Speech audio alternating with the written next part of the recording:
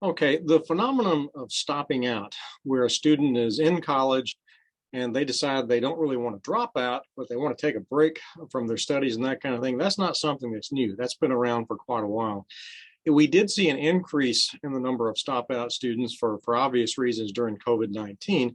But I think it's important for colleges and universities, and particularly the professionals who work there, to understand how that, when a student stops out, that's actually telling them some very useful information.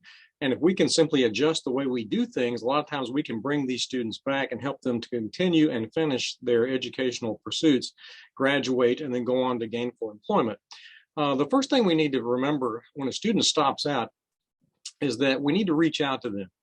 We need to have some mechanism in place, some formal system in place that we can contact these students and ask them a series of questions, have a dialogue with them. What are your plans? Do you plan on coming back? What are you going to be doing in the interim period? And so we want to also ask them, what could we do at the college or university that would be, more likely to entice them to come back, and what would make it easier for them to come back and finish their education. We're going to have to get creative in the way that we deal with things. So much of what we do in our colleges, universities are based around this traditional 18 to 22-year-old on-campus student, and we're seeing less and less of that population on campus. Students today have complicated lives.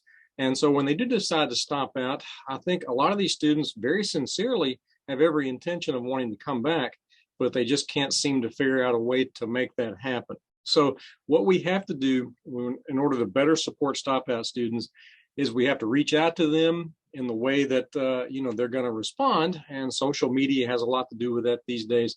And then we're going to have to get more creative in the way we deliver our classes, the college experience in general.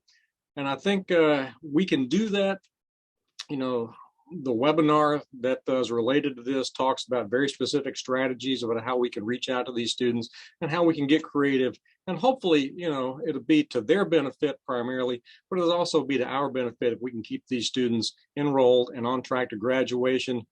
The future is going to need college educated folks. Society is going to need college educated folks. So the quicker we get a handle on, these stop out students, the better off we're all going to be.